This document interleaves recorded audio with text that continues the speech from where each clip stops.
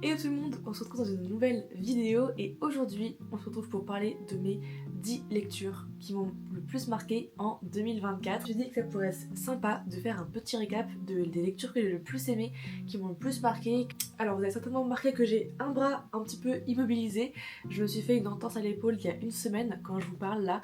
Voilà, rien de grave, j'en ai pour toutes les fêtes avec mon attel, mais on garde la pêche, écoutez, c'est pas grave, ça ne m'empêche pas de lire, donc tout va bien.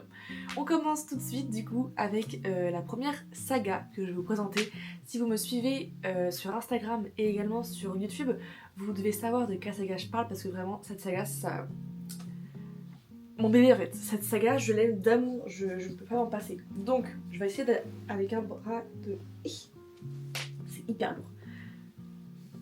Il s'agit de la saga du coup Seasons de Morgane Moncomble. Déjà Morgane Moncomble c'est vraiment mon autrice préférée, ma star, voilà, je vous le dis de suite. Donc je vous présente tout de suite les livres, youp, si j'y arrive, voilà. Donc nous avons pour le premier tome Un automne pour te pardonner, voilà, qui suit les aventures de Rory et Camélia. Camélia c'est vrai, non pas Rory c'est Lou, mais il y a aussi Rory dans le livre mais c'est Lou et Camélia. Voilà, le premier tome du coup. Ensuite, le deuxième tome, il s'agit de Un hiver pour te résister. C'est bien ça. Et donc là, on va du coup suivre Lily et Orion, voilà, des stars du patinage sur glace.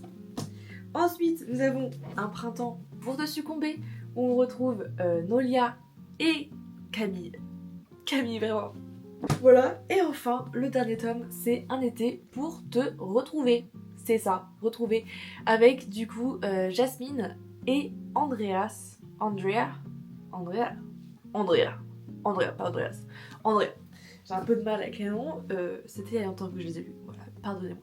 Bref, du coup, pour cette saga, alors vraiment, j'ai mis 5 étoiles à chaque livre. C'est clair et net, c'est donc des livres de Morgane Moncomble, aux éditions Hugo Roman. Voilà, j'aime d'amour cette collection, c'est... Elle est là quoi, dans mon petit cœur, pas de l'autre côté, mais vous avez compris. Voilà, alors, je vous donne mon classement de préférence de ces livres parce que vraiment, ça a été compliqué de les départager, hein, parce que franchement, je les ai tous surkiffés. À chaque fois que j'en lisais un, je l'aimais plus que le précédent, enfin c'est fou. Donc, en premier, nous avons Un printemps pour te succomber, voilà. Ensuite, nous avons Un été pour te retrouver. Après, on a ex aequo, Un automne pour te pardonner et Un hiver pour te résister. Voilà, ils sont ex aequo parce que quand j'ai fait le classement là, j'arrivais pas à les départager, enfin vraiment c'était impossible. Les deux premiers c'était une évidence, mais alors les deux derniers je ne savais pas, du coup je les ai mis ex aequo. Voilà. Bref, c'est pas très important, on va parler un petit peu de l'histoire et des tropes que vous pourrez retrouver dans ces livres. Donc pour les tropes, je vous dis pas dans des livres précisément, enfin après, vous pouvez vous renseigner, mais en gros on va aborder la trope seconde chance, force proximity, enemies to lover, mais également mariage arrangé, enfin en tout cas un petit peu quoi, pas tellement arrangé, mais vous comprendrez si vous lisez le livre. Voilà, donc c'est vraiment une saga qui est parfaite si vous voulez commencer la lecture, ça se lit tout seul en fait. Et en plus, Morgane Moncomble c'est quand même la queen pour les retournements de situation, tout ce qui est plot twist, etc. T'as les trucs, tu t'y attends pas du tout et tu te dis ah ouais quand même, enfin ouais. Donc voilà, tu te laisses embarquer pendant tout le livre, tu ne sais pas où est-ce qu'elle nous emmène et ça a été vraiment d'autant plus frappant sur le tome 4, donc Un été pour te retrouver. Ça a été vraiment frappant parce que la fin, je m'y attendais pas. Je suis extrêmement heureuse de la fin, mais c'est vrai que je ne m'y attendais pas du tout. Et voilà, je suis trop contente. On va ensuite passer à une deuxième saga. Alors, je dis saga, je n'ai pas fini cette saga. Voilà, j'ai lu les deux premiers tomes de cette saga. Voilà, donc je vous en parle tout de suite. Hop. Il s'agit de la saga Twisted par Anna Wang, donc qui sont également publiés aux éditions Hugo Roman. Voilà. Alors eux, pareil, donc j'ai lu que les deux premiers. Donc Twisted Love, hop, où on suit du coup les aventures de Alex et Ava, c'est vrai, Alex et Ava, voilà. Et enfin le tome 2 où on suit les histoires de Rhys et Bridget, voilà. Donc, les notes pour ces deux livres. Donc, pour le premier, j'ai mis 4 étoiles, voilà. Et pour le deuxième, alors lui, 5 étoiles sans utilisation. J'ai beaucoup aimé l'histoire, etc. Et j'ai bien aimé le côté monarchie, etc., royal et tout. J'aime beaucoup cet univers-là et ces histoires avec ces tropes-là. Donc voilà. Donc je vous parle un tout petit peu des tropes avant de continuer du coup la présentation de mes livres favoris de cette année. Donc vous allez pouvoir retrouver également des Forced Proximity, des Enemies to Lovers et des Brothers Best Friend. Voilà, je ne vous en dis pas plus, c'est génial, franchement, ils sont faciles à lire, enfin franchement moi personnellement j'ai pas eu beaucoup de mal à rentrer dedans, peut-être un peu plus pour le second, alors qu'en fait je l'ai beaucoup plus aimé que le premier, mais c'est vrai que le second j'ai pris plus mon temps pour le lire et c'est peut-être ça aussi qui m'a fait l'aimer plus parce que j'avais plus le temps de m'attacher au personnage au fur et à mesure de ma lecture, donc voilà, trop contente d'avoir fait comme ça. Voilà.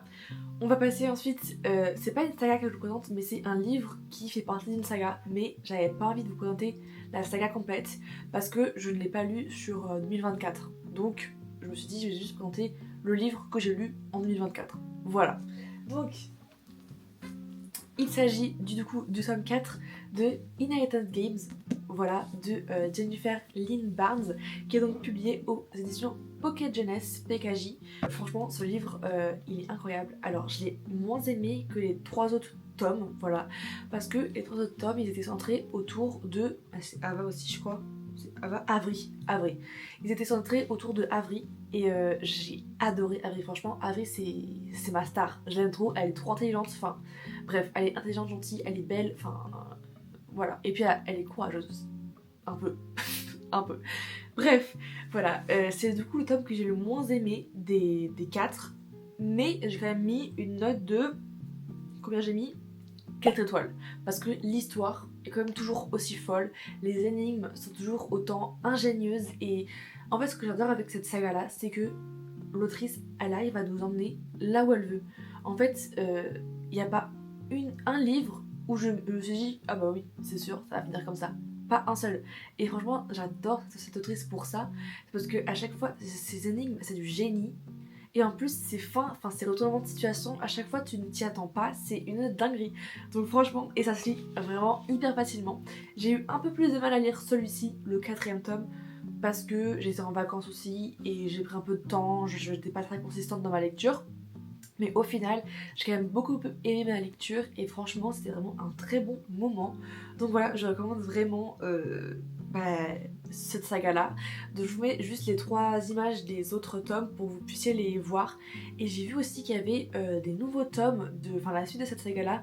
Alors je ne les ai pas encore vus en rayon à la FNAC ou dans les librairies, je ne les ai pas du tout vus. Donc je ne sais pas encore si c'est sorti ou pas, il faut que je me renseigne je pense parce que j'aimerais beaucoup lire la suite du coup. Et voilà. Ok, du coup on passe... c'est le combien là? Attends, 4, 5, 6, 7... Et puis on passe déjà au 8e livre, ça va super vite purée. Donc pour ce 8e livre du coup, je vais vous parler du coup d'un livre qui est en format poche. Et c'est un livre dont je n'ai jamais entendu parler sur les réseaux sociaux, le BookTok, etc. Je l'ai vraiment trouvé par hasard dans une librairie parce qu'en fait je suis passionnée par la culture coréenne, voilà, j'apprends le coréen, etc. Je suis vraiment fascinée par le pays de la Corée du Sud, voilà. Et j'ai vu que c'était du coup un nom, enfin c'était un livre du coup d'une autrice coréenne, donc je me suis dit bah, pourquoi pas, et de toute façon c'est écrit en français, hein, logique. Donc il s'agit du coup des 4 enquêtrices de la supérette Gwangsun, écrit par John Gunwoo, c'est ça, John Gunwoo, et donc c'est aux éditions Folio Policier, voilà, et donc comme vous allez pu vous en douter, il s'agit d'un livre d'enquête policier, voilà. Alors là du coup on est vraiment plongé dans l'histoire avec 4 personnages vraiment hors du commun, enfin elles sont toutes un peu égocentriques, enfin non, pas égocentriques, excentriques.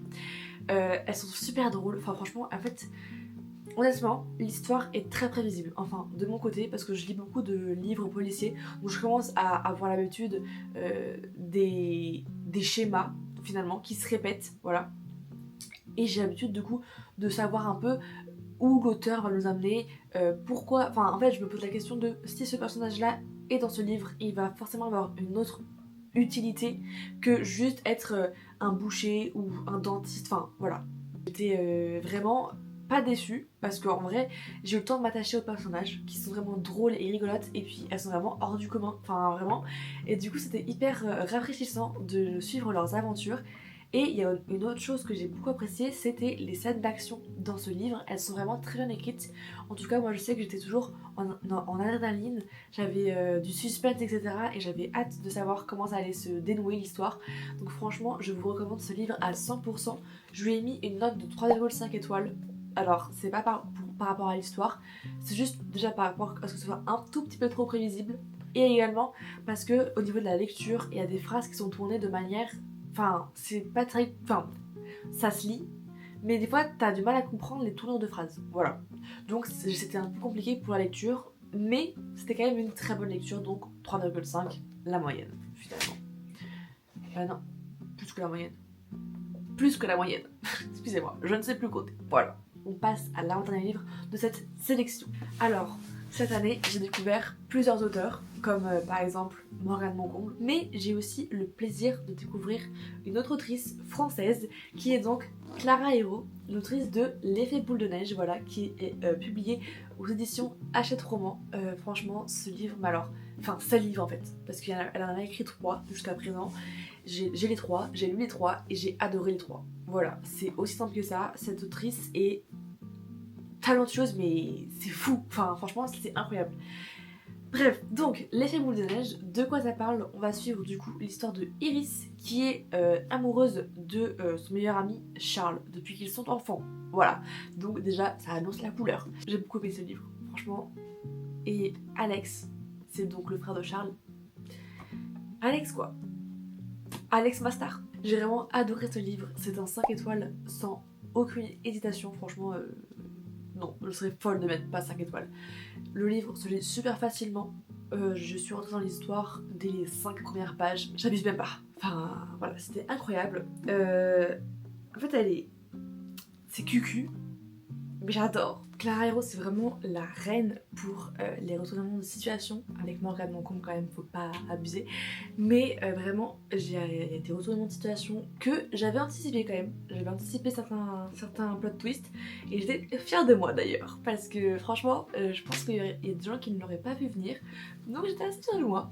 Mais voilà, du coup, on aborde vraiment des sujets profonds et d'actualité. Et j'aime beaucoup. Enfin, finalement, oui, c'est un grand oui. On passe du coup au dernier livre de cette sélection. Et alors celui-là, c'est vraiment, je pense, mon coup de cœur de l'année. Parce que vraiment, ouais, je l'ai surkiffé en fait. Et on n'en a pas trop entendu parler sur le BookTok, sur les réseaux sociaux. Donc je pense qu'il mérite vraiment qu'on lui fasse une place dans ce domaine-là. Voilà, bref. Il s'agit du coup d'un autre livre de Clara Hérault. Les coquillages ne s'ouvrent qu'en été. Voilà, il est magnifique. Déjà la couverture en elle-même, elle est magnifique. Je l'aime beaucoup. Enfin franchement, c'était un 5 étoiles, mais alors tellement facile à mettre. J'ai même pas hésité une seconde. J'ai terminé, j'ai dit bah oui, c'est 5 étoiles. Il n'y a pas de choix en fait. Donc du coup dans ce livre, on va suivre les aventures du coup de Phoebe et Lena, deux sœurs qui vont chaque année en vacances chez leur grand-mère sur la côte basque, voilà, avec leurs parents. Il est moins facile à lire que les deux autres livres que j'ai lus de Clara Hérault, mais la plume est tellement belle qu'on se laisse quand même complètement emporter dans l'histoire et franchement il y a... Ouais, en fait tu te laisses emporter, t'es bien, t'as envie de continuer, t'as envie de savoir, tu veux savoir si les personnages vont aller bien. Donc du coup dans ce livre on aborde toujours donc les relations familiales compliquées, la relation sœur-sœur et en parent-enfant, voilà. Et également la question de la sexualité, de la recherche de sa sexualité. Et également de la dépression et de la santé mentale, voilà, et de l'importance de celle-ci. Et c'est vrai que je suis contente parce que on ouvre de plus en plus le débat par rapport à la santé mentale et c'est vraiment hyper important et voilà, je suis trop contente parce que voilà, faut en parler quoi. Et voilà, c'est la fin de mes 10 livres préférés de 2024. Ce sont vraiment ceux que je vous recommande de lire à 100%. Vous pouvez y aller les yeux fermés. Alors je dis pas que vous allez forcément aimer parce que je suis qui pour dire si vous allez aimer ou pas. En tout cas, je sais que moi je les ai adorés et que si je vous les présente, c'est que pour moi, ils valent le coup. Ça dépend bien sûr de vos goûts, de vos choix, de vos envies, de votre budget aussi, parce que je sais que c'est un budget quand même les livres. Mais si vous avez, franchement, je vais vous faire une mini recommandation. Si vous avez le budget pour quelques livres seulement, priorisez. Je vais vous mettre ceux que je prioriserai, moi. Celui-là, les coquillages vous connaissez. Également, et franchement, juste la saga Seasons. Le reste, c'est pas grave. 5 livres que je vous recommande absolument. Voilà. Bref, du coup, j'espère que cette vidéo vous a plu. N'hésitez pas à me dire vos coups de cœur de 2024 dans les commentaires. Je serais hyper intéressée de vous lire parce qu'il faut que je refasse un peu de stock parce que j'ai quand même pas mal vidé ma bibliothèque cette année. Il faut bien se l'avouer. J'ai lu 30 livres, je pense, cette année. Donc c'est peut-être mon record de tous les temps, voilà. Donc je suis plutôt fière de moi cette année, franchement. Il faut que je regarde sur mon Goodreads, mais je pense que je suis pas loin des 30. N'hésitez pas du coup à me dire dans vos commentaires eh bien, vos titres de livres que vous me recommandez à moi.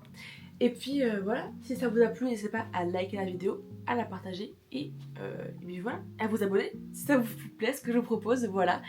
On se retrouve bientôt dans une nouvelle vidéo. J'espère que vous vous porterez bien et prenez soin de vous. Bisous.